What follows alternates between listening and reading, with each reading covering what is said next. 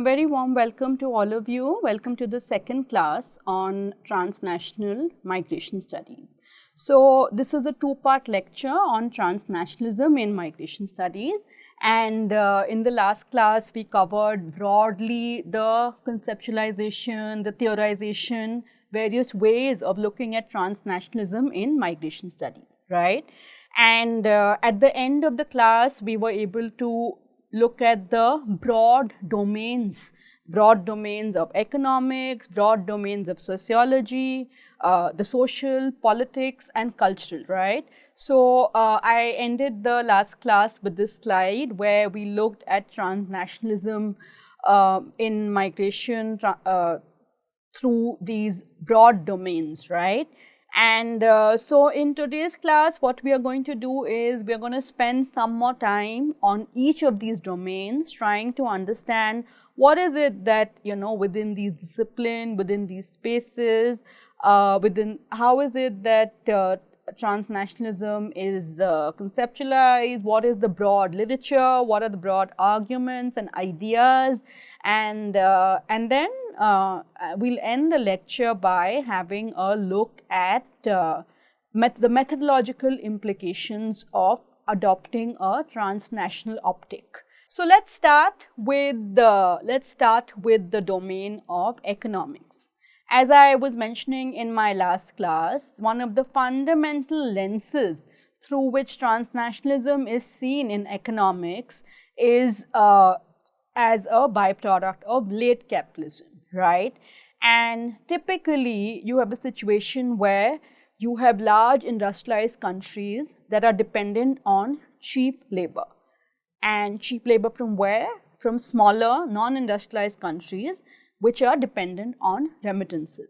So, you see that's the relationship between the developed and the developing country in many streams of migration, in many circuits of transnational migration, where you have countries. So, for instance, countries like India send out remittances, other countries like Indonesia, Philippines, China, Bangladesh, Nepal. You have a lot of countries that send out cheap labor and in turn are dependent on remittances, right? So, therefore, you also have the lens of globalization, and where you have intense economic interconnection through remittances which contribute to the durability of transnational trade, right? So, now the amount of remittances is truly striking. And for instance, the size of remittances in India was $135 billion last year. In Mexico, it's $68 billion. The third largest country by remittances is China at $48 billion, Philippines at $40 billion, and Pakistan at $33 billion US dollars, right? So, the sheer size of remittances is huge. And in turn, within the disciplinary domain of economics, research around remittances, which is in many countries a primary source of foreign exchange that nation states need for their own development, right? And now remittances are used individually, they're also used collectively. They could be used for public work, social services, and for many countries, like say in Mexico. You have, in Latin America, in Mexico, you have hometown associations, right? Now, hometown associations typically are also have transnational migrant members, right? And for local development, if hometown association invest in rural areas for rural development, then the government puts in a matching amount. Similarly, in India, NRIs earn very high rates of interest in their bank accounts, right? If the accounts are in US dollars and British pound, they pay low taxes. So, this is another way through which remittances are directly linked with economic development and national development, right? So the most common way of looking at remittances is through the individual and household lens, right? There is research that shows that remittances lead to improved educational outcomes in migrant households. Typically, migrant households earn more income than households without migrants, and remittances are used for a lot of household development activities, individual development activities, such as house construction, such as education, and so on, right? And the evidence around remittances making a long-lasting effect on source regions in terms of positive impact is far more scarce and scanty, whereas the linkages for individual welfare, for household welfare, those are well established in the literature, right? So now, you can also look at transnationalism by class, right? And now there are many ways of looking at class. Now, in their paper, Levitt and Jaworski, they give the example of a high-tech Silicon Valley worker. And they say, a high-tech Silicon Valley worker is going to be very different from, say, a Brazilian worker who's working in a New York bakery, right? So for a Brazilian worker in a New York bakery, he could belong to a lower class. There might be element of racial hierarchy involved. And so while the same workers, the same labor worker could be a mayor in the rural hometown, could have a very elevated status by class, socially and economically. In New York, he might experience some kind of downward mobility, right? Therefore you have a variety of transnational livelihoods. The livelihood of a baker, who could also be a mayor, is in one region and the other respectively, would be very different from that of a high-tech silicon worker, right? And now the other thing is that we also need to understand that there are sub-regions in transnational migration. Now, 40% of all international migrants are from Asia, and they navigate multiple classes in multiple regions, right? So you could have, a Filipino domestic worker in the US, right? Now, because of the nature of the profession of domestic work, a Filipino domestic worker might belong to a low class in the US, but in the home region from where she's coming from, because just by the sheer nature and value of the remittances that she brings, she could belong to a high class. She could be employing more domestic workers in that region, right, in her household. So the idea that migrants can navigate multiple economic classes in multiple regions, right? So you have Brenda Yeo and Chang, who look at, instead of looking at the multiple phenomena of migration, instead of looking at it in different places, they focus on Singapore. They focus on the global city of Singapore, and in Singapore they identify 4 categories of transnational labor and capital flows, right? And so what are these 4 categories? One is the transnational business class. So the transnational business class is a class of highly mobile, highly skilled professionals who are managers, entrepreneurs, and they are largely an elite class, right? Then they have the category of unskilled or semi-skilled low-wage workers. This refers to the large number of immigrants in Singapore who fill unskilled and semi-skilled low-wage jobs in the urban service economy. And then they have expressive specialists. Who are these? These are individuals in the cultural and artistic spaces, right? And then of course Singapore is known for its tourists. You have tourists from all over the world who are attracted to the city's cosmopolitan ambience. The other concept in economics is of transnational ethnic entrepreneurship, right? So you have transnational ethnic enterprises that typically exist using social networks beyond the national borders, right? So with the right kind of social networks, they can help facilitate mobility, and in the third generation, right? And so what they do is they can help ethnic communities cut across class and spatial boundaries, facilitate new mobilities. The example of Patels, the Patel community, the Gujarati community that has motels in the US, right? That can be seen as that business of motels by the specific Gujarati Patel community in the US can be seen as an example of transnational ethnic entrepreneurship. Similarly, you have Bangladesh cooks in restaurants across London or even the United Kingdom for that matter. That can be another example. Then you also have a global Bhangra economy, right, which sort of has its roots in Punjab, but there's constant back and flow. That can also be looked at in terms of transnational ethnic entrepreneurship. Other point here is that micro level actions can have macro consequences. Now, what do they mean? What do Levitt and Jaworski mean by that?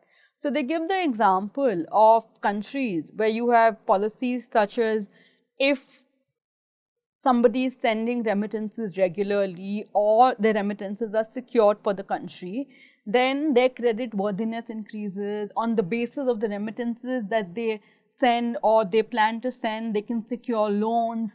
So therefore, there are consequences of micro level actions. Then, of course, I spoke about this very briefly earlier.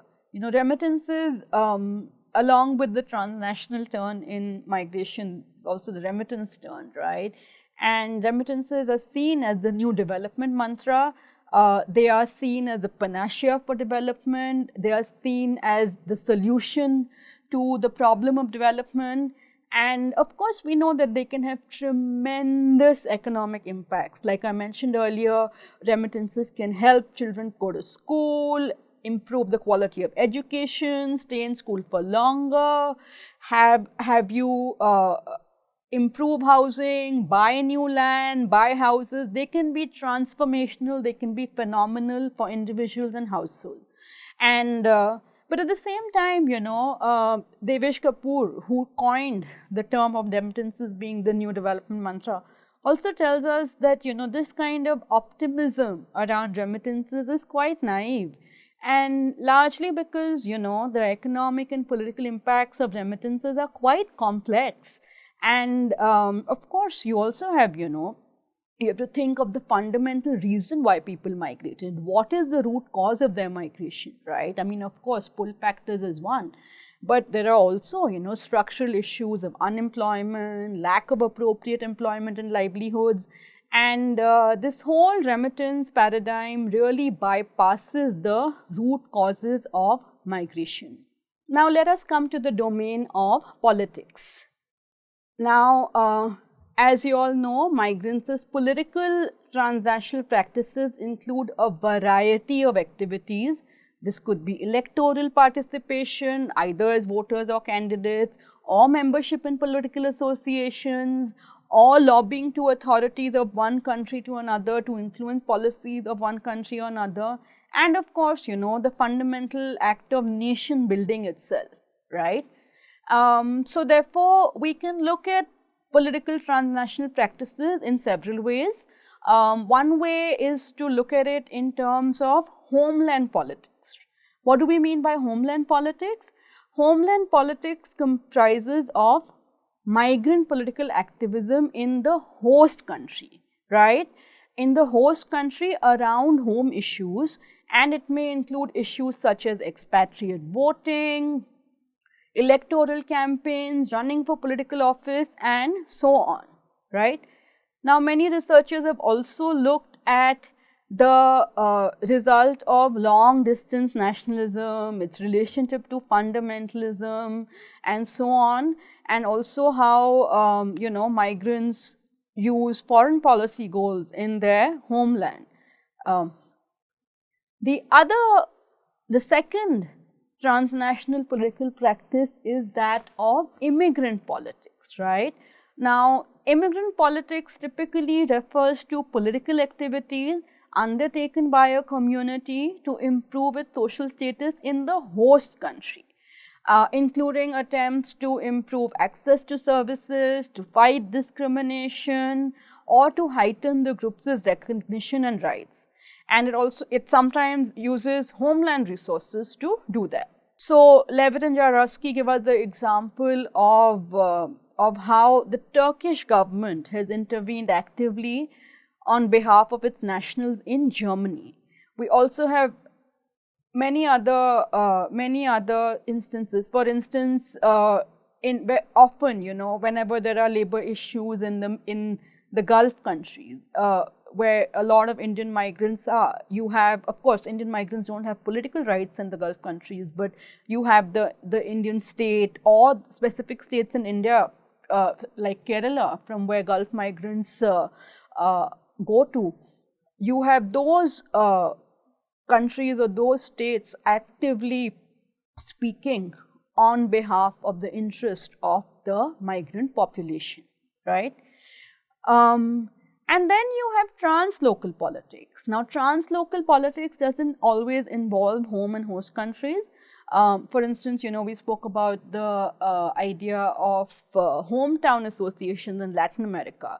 So you could have remittances sent back to Mexico, and you could have members, translocal migrant members, right? Sort of using those remittances, and then that could, and being involved in local politics, and that could be one example, right? So you have increasingly in also this discourse that political borders are increasingly permeable, right? And they do not challenge territorial jurisdiction. But at the same time, you have a growing overlap between political identities and legal status. So, for instance, take the example of Canada. Now, in Canada, you have increasing reports of dual citizenship, but along with the persistence of national citizenship. So, both of them go hand in hand. Now, Fox suggests three forms of transnational citizenship: parallel, simultaneous, and integrated. Now, parallel citizenship is in which individuals are active in more than one political community, but those communities don't come together. So, they run in parallel to one another. Then you have simultaneous citizenship, which refers to collective actions that in themselves cross borders. And then you have integrated citizenship, which involves multiple levels and arenas, which can be parallel and or simultaneous, both horizontal, vertical, because activity crosses levels as well as borders, right? So, Nina Glick-Schiller and Foran in the 2001 paper have introduced the concept of trans-border citizens. Who are trans-border citizens? Trans-border citizens are those who participate formally in the daily life and political practices and debates of two or more nation states, claiming rights from and responsibilities to more than one government. Another way of looking at transnational migration from the lens of politics is to look at two distinct kinds of transnational migrants, and these are introduced by Saskia Sassen. So, she describes two kinds of migrants. The first is unauthorized yet recognized. Now, who are the unauthorized yet recognized migrants? These migrants are those who have no formal status. They could be undocumented migrants. So, they have no formal status or rights, but they practice the duties associated with citizenship, such as raising a family, schooling children, holding a job. And in contrast, you have migrants who are authorized yet unrecognized. What do we mean by authorized yet unrecognized migrants? So, these could be citizens who have full legal status, migrant citizens who have full legal status, but they are not recognized as political subjects because of factors such as discrimination, cultural stereotyping, and so on. Now, another fundamental issue or theme which emerges in the literature in politics of transnational migration is the role of the nation state. So over time, you know, as boundaries have become blurred, as lives have become transnational, and navigating in transnational spaces has strengthened, there is a continued significance of the national. So navigating in the transnational space has not negated the nation state. It has actually, in, you know, some may say paradoxically, made the nation state even more important, right?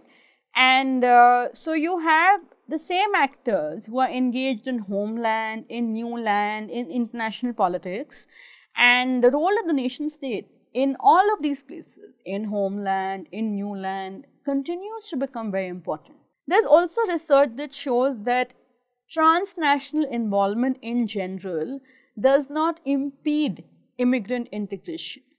Remember, we started this lecture with theory, with assimilation, the idea of assimilation and segmented assimilation and so on. So the transnational turn in migration, studies show that transnationalism is not opposed to assimilation. So, and quite to the contrary, transnational involvement does not really, we don't have any evidence to show that transnational involvement impedes immigrant integration, right? So, for instance, if you take the example of poorly integrated migrants in Dutch society, it was found that it's not that those who are poorly integrated are more involved in transnational activities, and they have no strong identification with the countries of origin than others who are well integrated, right? So reasons for poor integration may be other reasons, right? It could have to do with structural issues, it could have to do with poverty. So there is no evidence really that shows that transnational involvement impedes immigrant integration. So therefore, assimilation and transnationalism are not like opposites. We now come to the social, right? And when we look at society from the social changes from the lens of transnationalism, we find that there have been striking changes in social life. And researchers have also documented many of these changes, and I'll take you through some of them. So one of the main area of study is transnational kinship, right? Transnational kinship, for instance, ways in which family networks that cross borders are characterized by gender differences, power, status, and so on. Then you also have the transnational moral economy of the kin. That's also an important area of work. What do we mean by the transnational moral economy of the kin?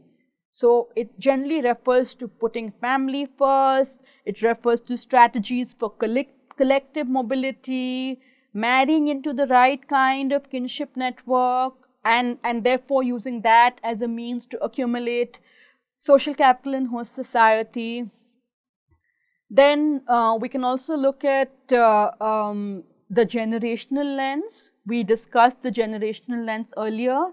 Largely, the generational lens refers to the life course, you know, their boundaries of kinship, boundaries of family.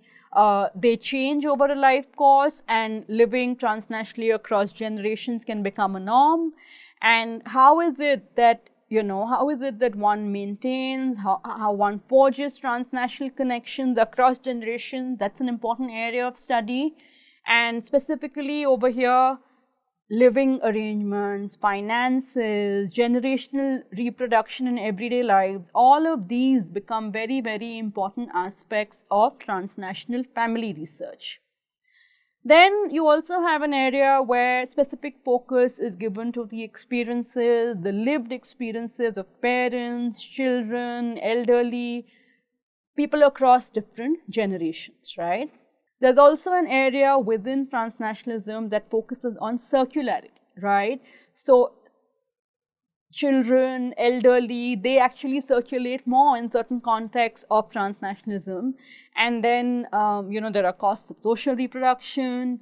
There's also very often, you know, when it comes to raising children, in the context also of the, you know, a moral economy of the kin. There's the idea that destination host societies have a negative social environment, and so therefore there are certain patterns of migration that should morally be referred to. Children may not. It might not be a good thing for children to migrate at a young age, when they can be corrupted and so on. And such thinking also is fundamentally there in internal migration streams as well, right? Another area has been that of adoption, right?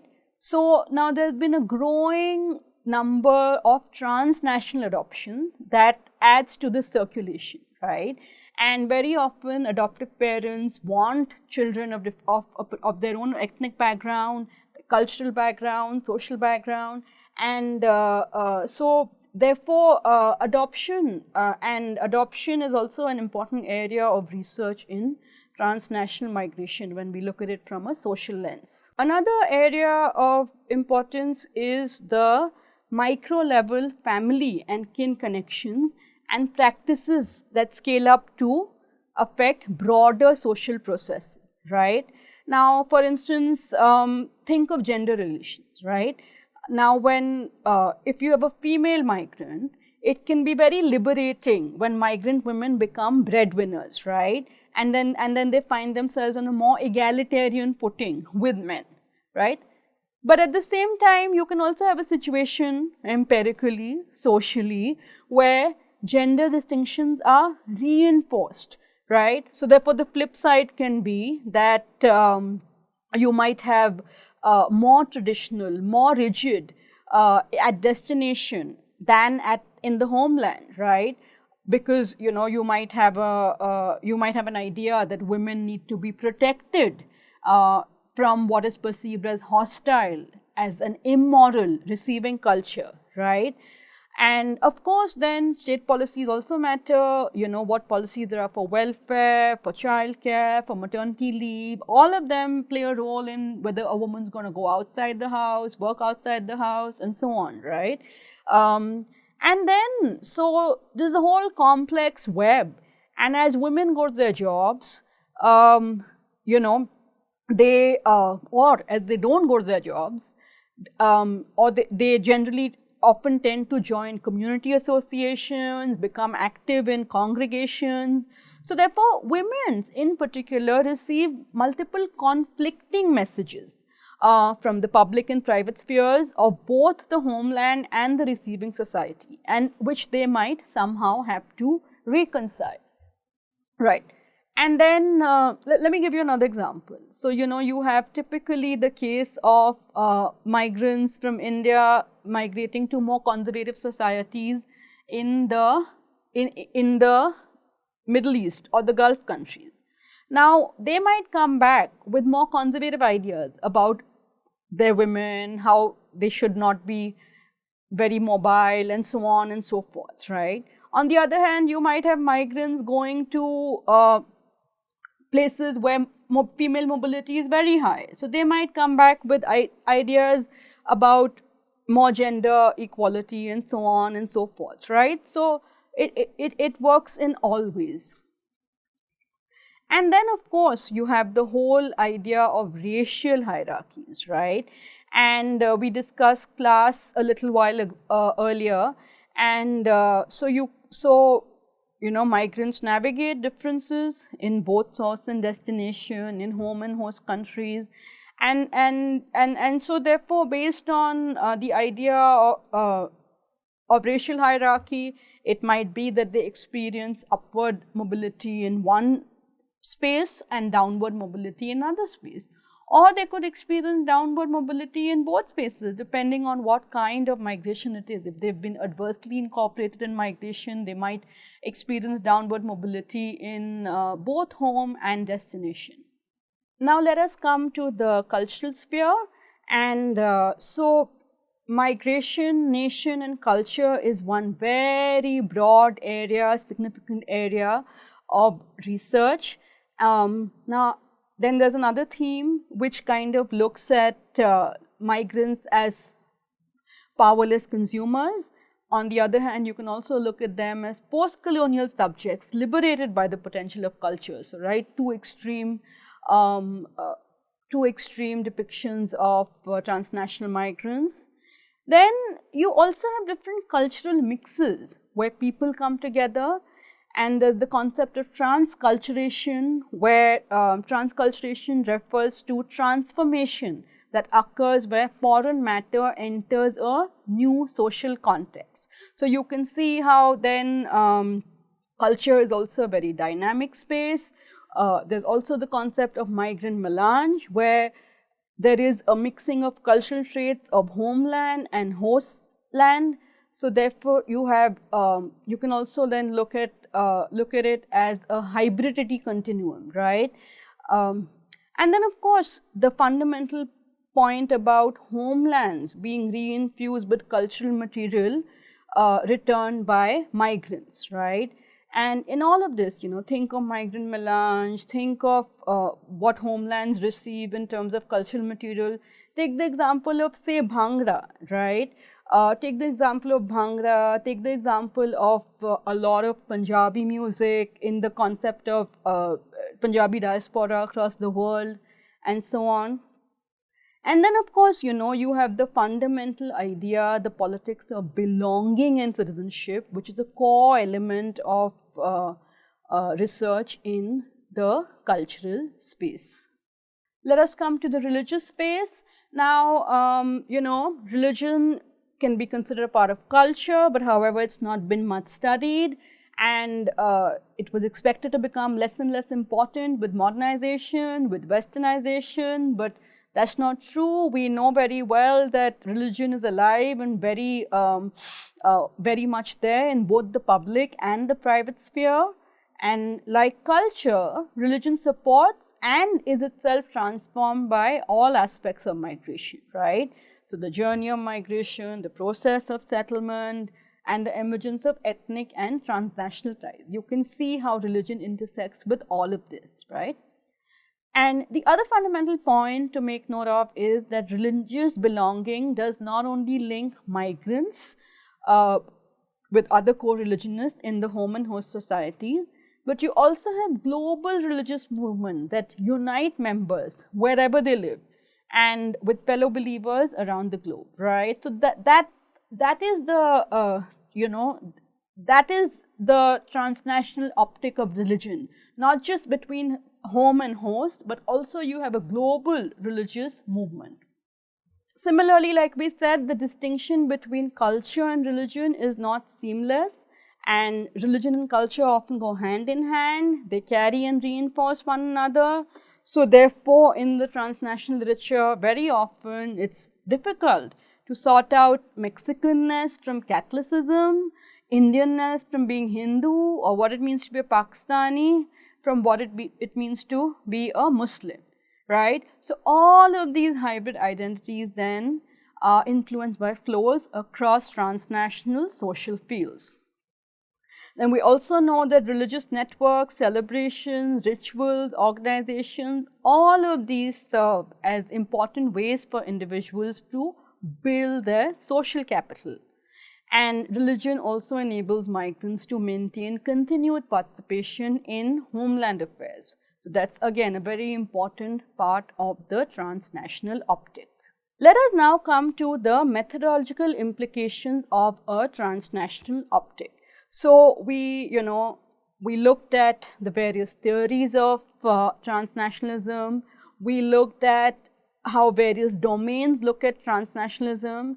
So now, what does this mean for us? What does this mean for the production of knowledge, for research, methodologically, right?